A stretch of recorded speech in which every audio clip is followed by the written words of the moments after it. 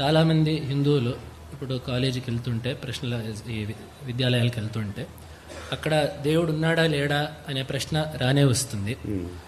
దానికి ఆస్తికులుగా చాలామంది చెప్పే సమాధానం అంటే వేదాలు శాస్త్రాలు ఉన్నాయని చెప్పాయి కాబట్టి అని చెప్పి అంటాము. అప్పుడు వాళ్ళు వెంటనే అంటారు అవన్నీ మేము నమ్మము, మేము నమ్మే హేతువాదంతోనే, లౌకికమైన హేతువులతోనే దేవుడు ఉన్నాడు అని మీరు చెప్పగలరా అని చాలామంది అడుగుతారు. కాబట్టి అక్కడ మేము ఎటువంటి సమాధానం చెబితే మేము నమ్మే భగవంతుడు తప్పకుండా ఉన్నాడు అని నండూరి శౌర్య ప్రహర్ష అనే ఆయన అడిగారు. శౌర్య ప్రహర్ష అని అంటే వేదశాస్త్రముల్లో భగవంతుడి గురించి చెప్పారు, అందులో ఏమాత్రం సందేహం లేదు. లౌకికంగా ఒక లౌకికమైనటువంటి విచారణ దృష్టితో మనం చూసినప్పుడు భగవంతుడి యొక్క అస్తిత్వాన్ని ఎలా తెలుసుకోవాలి అనంటే, ఈ విస్తారమైనటువంటి ప్రపంచం అనేది ఉంది, ఈ విశ్వం అనేది ఒకటి ఉంది. ఇది చాలా విస్తృతం, ఇది అనంతమైనటువంటి విశ్వము అని అంటూ ఉంటాం. ఈ అనంతమైనటువంటి విశ్వంలో మామూలుగా మనం చూసుకుంటే మనం ఉన్నటువంటి ఊరు, మనం ఉన్నటువంటి దేశం, మనం ఉన్నటువంటి ఖండం, ఈ భూమి, ఇవన్నీ కూడా మనకి చాలా పెద్దగా కనబడతాయి. అదే సంపూర్ణమైనటువంటి విశ్వంలో గనక చూసుకుంటే ఈ భూమి అనేది ఎంత చిన్నది, అదందరికీ చదువుకునేటటువంటి పిల్లలందరికీ ప్రత్యేకంగా చెప్పాల్సినటువంటి అవసరమే లేదు. ఒక సూర్యుడితో పోలిస్తే మన భూమి అనేది ఎంత చిన్నది. మొత్తం విశ్వంలో ఉన్నటువంటి నక్షత్రాలు, అవి ఇవి, ఈ నక్షత్ర మండలం, ఈ అనంతమైనటువంటి విశ్వం, ఈ ఆకాశం, వీటన్నిటితో పోలిస్తే ఈ భూమి అనేది ఎంత చిన్నది అనేదాన్ని ప్రత్యేకంగా చెప్పవలసినటువంటి అవసరమే లేదు. అలాగే ఇప్పుడు ఈ విశ్వంలోనే చాలా గ్రహాలు అవి ఇవి ఉన్నాయి, చాలా నక్షత్రాలు అవన్నీ ఉన్నాయి. ఇప్పుడు కాలంలో సైంటిస్టులు అంతా లెక్కేసి చెప్తుంటారు ఇది ఇన్ని కాంతి సంవత్సరాల దూరంలో ఉంది అని అంటారు. అంటే ఏమిటి, ఆ కాంతి వేగంతో ప్రయాణించినా కూడా అక్కడికి వెళ్ళడానికి ఇన్ని సంవత్సరాలు పడుతుంది, ఇన్ని వందల సంవత్సరాలు పడుతుంది అని చెప్తారు. అంటే అక్కడికి ఏమైంది, మన జీవితకాలం అనేది సరిపోదు, అక్కడికి వెళ్ళడానికి ఈ ఒక జీవితకాలం అనేది అసలు సరిపోదు. అంతంత దూరాల్లో ఇవన్నీ కూడా ఉన్నాయి. ఇవన్నీ కూడా ఒక వ్యవస్థితంగా నడుస్తూ ఉన్నాయి. ఇన్ని గ్రహాలు ఇవన్నీ కూడా వ్యవస్థితంగా ఉన్నాయి. ఇప్పుడు సూర్యుడు ఉన్నాడు, ప్రతిరోజు సూర్యోదయం అవుతోంది, ఈ గ్రహాలన్నీ కూడా సంచరిస్తూ ఉన్నాయి. వాటి యొక్క ఆ మార్గంలో నియమంగా ప్రతిరోజు ఆ గ్రహాలు అవన్నీ కూడా వాటి మార్గంలో ఒక నియమావళిని పెట్టుకొని ఆ నియమావళి ప్రకారంగా అవన్నీ తిరుగుతూ ఉంటాయి. వాటి గతి అనేది జరుగుతూ ఉంటుంది. అదేవిధంగా పంచభూతాలు ఉన్నాయి. అంటే పృథివీ, జలము, అగ్ని, వాయువు, ఆకాశం, ఈ పంచభూతాలన్నీ కూడా ఉన్నాయి. వీటన్నిటికీ ఒక స్వభావం ఉంది. పృథివీ అంటే భూమి, అదొక రకంగా ఉంటుంది. నీటి యొక్క స్వభావం ఒక రకంగా ఉంటుంది. అగ్ని యొక్క స్వభావం ఒక రకంగా ఉంటుంది. ఇలా ఈ ప్రపంచంలో ఉండేటటువంటి వస్తువులన్నిటికీ కూడా ఒక విశేషమైనటువంటి స్వభావం ఉంటుంది. అవి ఎప్పుడు కూడా అలాగే ఉంటాయి. అలాగే ఈ ప్రకృతిలో మనం చూసేటటువంటి చాలా విషయాలు ఒకే విధంగా జరుగుతూ ఉంటాయి, ఒకే క్రమంలో ఒకే విధంగా జరుగుతూ ఉంటాయి. ప్రపంచంలో ఎన్ని మార్పులున్నా కూడా అందులో మాత్రం ఏ విధమైనటువంటి మార్పు ఉండదు, ఒకే రకంగా జరుగుతూ ఉంటుంది. ప్రపంచంలో ఎన్ని మార్పులు వచ్చినా కూడా ప్రతిరోజు ఖచ్చితంగా సూర్యోదయం అవుతుంది. సూర్యుడు ఎప్పుడు కూడా తన పనిని ఆపడు.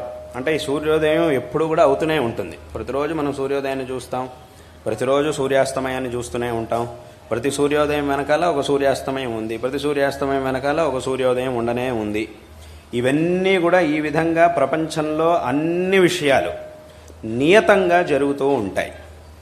అలాగని ఇవన్నీ ఇలా జరగడంలో మన ప్రమేయం లేదు. మన ప్రమేయం అంటే మనుషుల ప్రమేయం ఏమీ లేదు. సూర్యుడు ప్రతిరోజు నియమంగా ఉదయిస్తున్నాడు, సూర్యోదయం ప్రతిరోజు నియమంగా అవుతోంది అనేటటువంటి విషయంలో మన ప్రమేయం లేదు. వర్షాకాలం వచ్చింది, వర్షాలు పడుతున్నాయి. ఎండాకాలం వచ్చింది, ఎండలు వస్తున్నాయి. వానాకాలం తర్వాత చలికాలం వచ్చింది, చలిగా ఉంది. ఇవన్నీ కావాల్సిందే. కానీ ఇవన్నీ నియమంగా ఒకదాని తర్వాత ఒకటి జరగడంలో మన ప్రయత్నం ఏమీ లేదు, మన ప్రమేయం ఏమీ లేదు, మన ప్రయత్నం జరిగేది కూడా కాదు.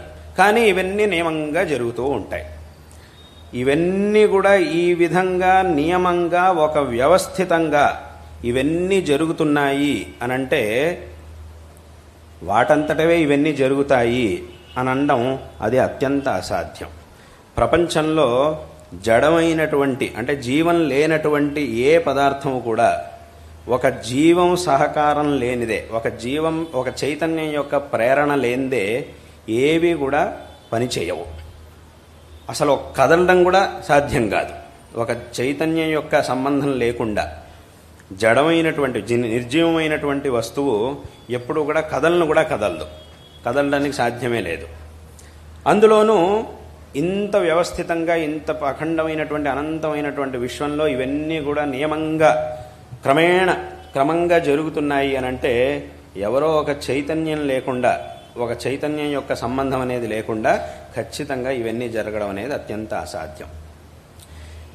లేదు, ఇవేమీ లేకుండా కూడా జరుగుతాయి, ఒట్టే అన్ని ఆ జడమైనటువంటి వస్తువులే వాటంతట అవి కలిసిపోయి అంతా జరిగిపోతుంది అని గనక చెప్పేట్టయితే, నేను ఒక ఇంటిని కట్టాలనుకున్నప్పుడు ఆ ఇల్లుని కట్టడానికి కావలసినటువంటి ఇసుక, సిమెంటు, ఇంకా ఇటుకలు, ఇంకా నీళ్లు, ఇవన్నీ ఏమేం కావాల్సిన ఉన్నాయి సామాలు, అవన్నీ తీసుకొచ్చి అక్కడ పడేస్తే ఇల్లు దానంతటదే తయారవ్వాలి. ఇలా ఎక్కడైనా అవుతుందా? ఖచ్చితంగా ఎక్కడా అవ్వదు. ఎందుకంటే ఈ సామాన్లన్నీ తెచ్చిపెట్టడం అయింది, దానికి ఎంత ఇసుక కావాలి అన్నీ కూడా లెక్కేసి సరిగ్గా ఎంత తీసుకురావాలో అన్నీ తెచ్చి అక్కడ పడేసాం. ఇల్లు దానంతటదే తయారవ్వాలి అని అంటే మాత్రం అది ఇప్పుడు కాదు, సంవత్సరం పాటు ఎదురు చూస్తా, పర్వాలేదు, నేను ఓ సంవత్సరం పాటు ఎదురు చూస్తాను, పర్వాలేదు, నాకేం రేపే ఇల్లు కట్టేయాల్సిన పని లేదు. ఒక మనిషే ఒక రోజులో ఇల్లు కట్టలేడు, వాడు కట్టడానికి కొన్ని నెలలు పడుతుంది. కాబట్టి ఇంకా వాటంతటా తయారవ్వాలి. కాబట్టి కావాలంటే కొన్ని రోజులు ఆగుతాను నేను అని చెప్పి ఒక సంవత్సరం ఆగాను అనుకోండి, ఇల్లు తయారవుతుందా? ఖచ్చితంగా అవ్వదు. 2 ఏళ్ళు ఆగుతాను, ఖచ్చితంగా అవ్వదు. 10 ఏళ్ళు ఆగుతానండి, ఖచ్చితంగా అవ్వదు. 50 ఏళ్ళు ఆగుతాను, 50 ఏళ్ళు ఆగినా కూడా ఇల్లు దానంతటది ఎప్పుడు కూడా తయారవ్వదు. అన్నేళ్ళు ఆగడం కంటే ఒక సరైనటువంటి శిల్పిని తీసుకొచ్చి, ఈ సామాన్లన్నీ కూడా ఉన్నాయి, ఇంకా నీకేం కావాలన్నా కూడా నేను ఏర్పాటు చేస్తాను, నాకు ఒక చక్కటి ఇంటిని కట్టివ్వు అని చెబితే ఆ శిల్పి చక్కగా ఇంటిని కట్టిస్తాడు. ఇది లోకంలో జరుగుతుంది, ఎక్కడైనా కూడా ఇలాగే జరుగుతుంది.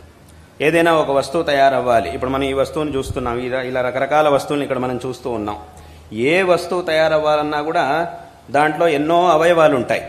ఆ అవయవాలన్నిటినీ కూడా కలిసి, అందులోనూ ఒక్కొక్క దానికి ఒక్కొక్క నియమం ఉంటుంది, దీన్ని ఇంతే కలపాలి, దీన్ని ఇంతే వెయ్యాలి అని చెప్పి ఉంటుంది. ఆ మోతాదు ప్రకారం, ఆ నియమాల ప్రకారం ఆ వస్తువుల్ని పెట్టుకొని వాటన్నిటినీ సంయోజన చేసి ఒక వస్తువుని తయారు చేస్తే మాత్రమే అది మనకి పనికొచ్చేదిగా మారుతుంది, అది నియమంగా పనిచేస్తుంది. ఇప్పుడు ఏదో టీవీ ఉంది, అథవా కంప్యూటర్ ఉంది, అథవా అందరి చేతిలో ఫోన్ ఉంది, అది తయారవ్వాలి, అది మనకు కావాల్సినట్టుగా పనిచేయాలి అని అంటే దాన్ని మనం అలా తయారు చేయాలి. అది దానంతటదే తయారైంది కాదు.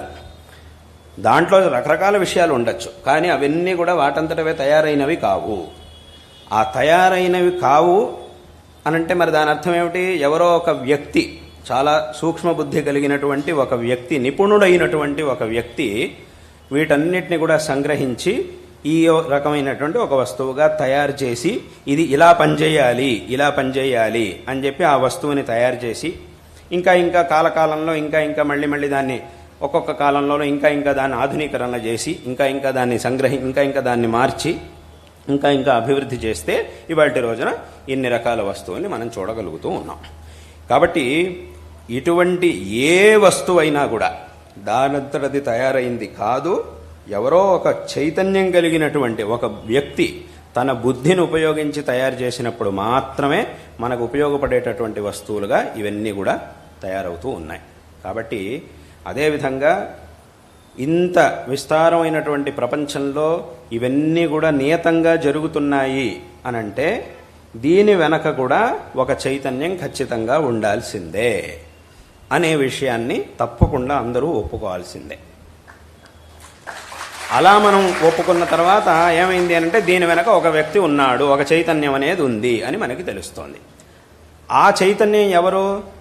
ఆ చైతన్యం కూడా మనలాంటి చైతన్యమేనా? మనలాంటి వ్యక్తి అయినా ఆ వ్యక్తి కూడా అనంటే, అప్పుడు ఆ వ్యక్తి కూడా మనలాంటి వ్యక్తి అనంటే అప్పుడు ఏమవుతుంది?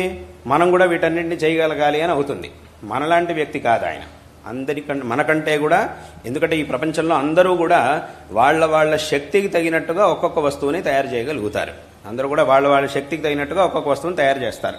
ఒక వ్యక్తి ఒక వస్తువుని తయారు చేశాడు, ఆయనకు ఉన్నంత శక్తి ఇంతే కాబట్టి ఇంతే తయారు చేయగలిగాడు. ఇలా ఒక్కొక్కళ్ళు ఒక్కొక్క వస్తువుని తయారు చేస్తూ ఉంటారు. అందులోనూ ఇంత అపారమైనటువంటి విస్తారమైనటువంటి విశ్వంలో ఇవన్నీ కూడా నియమంగా జరుగుతూ ఉన్నాయి అనంటే వీటన్నిటినీ కూడా తయారు చేసినటువంటి వ్యక్తి ఎవరైతే ఉన్నాడో ఆయన యొక్క శక్తి ఎంత ఉండాలి అనంటే అనంతమైనటువంటి శక్తి కలిగిన వాడై ఉండాలి. అటువంటి ఆ అనంతమైన శక్తి కలిగిన ఒక వ్యక్తి ఖచ్చితంగా ఉన్నాడు అనేటటువంటి విషయాన్ని మనం ఖచ్చితంగా ఒప్పుకోవాల్సిందే. అంటే ఇదంతా కూడా శాస్త్రముల విషయాన్ని వదిలేసి లౌకికంగా మనం ఆలోచించినప్పుడు కూడా ఆ భగవంతుడు ఉన్నాడు అనేటటువంటి విషయాన్ని మనం ఒప్పుకోవాల్సిందే. కాబట్టి ఈ విధంగా భగవంతుడు ఖచ్చితంగా ఉన్నాడు, లేకపోతే ఇవన్నీ కూడా నియమంగా ఇట్లా జరగవు ఎక్కడా కూడా. అదేవిధంగా ఇంకొక చిన్న ఉదాహరణ. ఒక సంస్థ ఉన్నది. ఆ ఒక సంస్థలో రకరకాల విభాగాలు ఉంటాయి, రకరకాల డిపార్ట్మెంట్లు ఉంటాయి. ఈ డిపార్ట్మెంట్లో ఇంతమంది కావాలి, దీంట్లో ఇంతమంది ఉండాలి, దాంట్లో ఇంతమంది ఉండాలి. ఈ డిపార్ట్మెంట్కి ఒక హెడ్ ఉంటాడు, దానికి ఒక హెడ్ ఉంటాడు. వాళ్ళు అందరూ కూడా ఆ పనులన్నీ చేస్తూ ఉంటారు. వీళ్ళందరిపైన ఒకడు ఉంటాడు. ఆ వీళ్ళందరిపైన ఒకడు ఉంటేనే అప్పుడు ఆ ఒకడు కూడా ఎలా ఉండాలి, వీళ్ళందరినీ నిగ్రహించేటటువంటి శక్తి కలిగేవాడు ఉండాలి, వీళ్ళందరినీ నడిపించేటటువంటి శక్తి ఉన్నవాడు, శక్తి సామర్థ్యాలు ఉన్నవాడుగా ఉండాలి. అటువంటి వాడు పైనుండి నడిపిస్తూ ఉంటే అప్పుడు ఈ కింద ఉండేవన్నీ కూడా జరుగుతూ ఉంటాయి.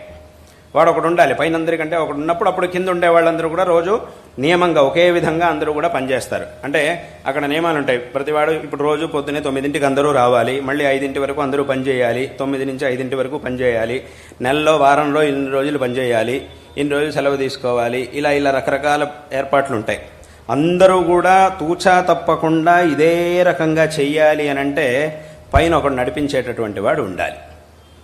ఆ నడిపించేటటువంటి వ్యక్తి కనుక ఎవరో లేకపోతే, అథవా ఉన్న వ్యక్తి సరిగ్గా పట్టించుకోకపోతే ఏమవుతుంది అని అంటే అందరూ కూడా ఒక 4 రోజులు వస్తారు, 9ంటికి వచ్చి వెళ్ళిపోతారు. 9ంటికి వస్తారు, 5 వరకు పనిచేస్తారు. తర్వాత ఏమవుతుంది, ఇక్కడ అడిగేవాడు ఎవడున్నాడు, 9కే రావాల్సిన పని లేదు, 9:30కు వచ్చినా చాలు అని చెప్పి 9:30కు వస్తారు. ఆ 9:30కు కాదు 10:30కు వచ్చినా పర్వాలేదు, ఆ 9:30 10:30 అవుతుంది, 10:30 11:30 అవుతుంది. అలాగే సాయంకాలం కూడా 5 వరకు ఉండాల్సిన పని లేదు, 4ంటికి వెళ్ళిపోయినా పర్వాలేదు అని చెప్పి 4ంటికే వెళ్ళిపోతారు. ఇలా అవ్యవస్థ అయిపోతుంది. ఒక్కొక్కళ్ళు ఒక్కో రకంగా చేయడం మొదలెడతారు. ఆ పైన ఉన్నటువంటి వ్యక్తి మళ్ళీ సరిగ్గా చూసి ఇలా కాదు ఇలా చెయ్యాలి అని చెప్పాడు అని అంటే మళ్ళీ అందరూ కూడా భయపడతారు, అందరూ కూడా సరైనటువంటి మార్గంలో ఉంటారు. కాబట్టి ఒకే వ్యవస్థలో అన్నీ జరగాలి అని అంటే ఆ నడిపించేటటువంటి వ్యక్తి ఒకడు ఉండాలి. అలా ఉంటేనే ఇవన్నీ కూడా జరుగుతాయి. ఇప్పుడు పెద్ద పెద్ద కంపెనీలు ఉంటాయి లోకంలో, చాలా పెద్ద పెద్ద కంపెనీలు ఉంటాయి. దాంట్లో ఆ కంపెనీకి సంబంధించినటువంటి ఆఫీసులు, బ్రాంచులు ఎక్కడెక్కడో ఉంటాయి. ఒక బ్రాంచ్ ఎక్కడో బొంబాయిలో ఉంటుంది, ఒకటి హైదరాబాద్లో ఉంటుంది, ఒకటి ఢిల్లీలో ఉంటుంది. అక్కడక్కడ పనిచేసేటటువంటి వాళ్ళు వేరే వేరే వాళ్ళు ఉంటారు. వీళ్ళందరూ కూడా నియమంగా ఒకే రకంగా ఉద్యోగానికి వెళ్ళొస్తుంటారు. పొద్దున 10ంటికి వెళ్ళాలి, 5 9 ఏదో ఒక టైం ఉంటుంది, నియతంగా ఒక టైం అనేది ఉంటుంది. ఆ టైంకి వెళ్తున్నారు, చేసి వస్తున్నారు. ఎందుకు చేస్తున్నారు, వీడిపైన ఒక అధికారి ఉన్నాడు, వాడిపైన ఒక అధికారి ఉన్నాడు, ఇలా అందరికంటే పైన ఒక అధికారి ఉన్నాడు. మొత్తం ఆ సంస్థ మొత్తానికి అధినేత ఒక ఆయన ఉంటాడు, ఆయన ఎక్కడో ఒక చోట ఉంటాడు. ఆయన్ని ఈ సంస్థలో పనిచేసేవాళ్ళు ఎప్పుడు చూడలేదు. ఇప్పటివరకు 10 ఏళ్ళ నుంచి పనిచేస్తున్నా కూడా ఏదో ఆయన గురించి విన్నాడే తప్ప ఆయన ప్రత్యక్షంగా చూసింది లేదు. ఆయన మీ సంస్థ యొక్క అధినేత ఎవరు అని అంటే ఏదో పేరు చెప్తాడు, ఆ ఒక ఫలానా వ్యక్తి పేరు చెప్తాడు, ఆయన ఫోటో చూసుంటాడు, ఆయన ఎక్కడో ఉన్నాడు అని చెప్తాడు. కానీ వీడిక్కడ నియమంగా పనిచేస్తున్నాడు అని అంటే దానికి ఆయనే కారణం. ఎందుకంటే వీడిపైన ఉన్నాడు, వీడిపైన ఉండేవాడిని చూసి వీడి పనిచేస్తున్నాడు, వీడిపైన ఉండేవాడేమో ఆ పైన ఉండేవాడిని చూసి చేస్తున్నాడు, ఆ పైన ఉండేవాడు ఆ పైన ఉండేవాడు, ఇలా అందరికంటే పైన ఉండేవాడు ఆ వ్యక్తి. ఆ వ్యక్తిని చూసి వీళ్ళందరూ కూడా పనిచేస్తూ ఉంటారు. కాబట్టి అక్కడికి ఏమైంది అని అంటే నేరుగా చూడకపోయినా ఆ వ్యక్తి చూడలేదు, మళ్ళీ చూస్తాడో లేదో కూడా తెలియదు. రిటైర్ అయ్యేంతలోపు ఖచ్చితంగా చూస్తాడో అని కూడా చెప్పడం కుదరదు, చూడకపోవచ్చు. వెళ్తున్నాడు, పనిచేస్తున్నాడు, వస్తున్నాడు, అంతే.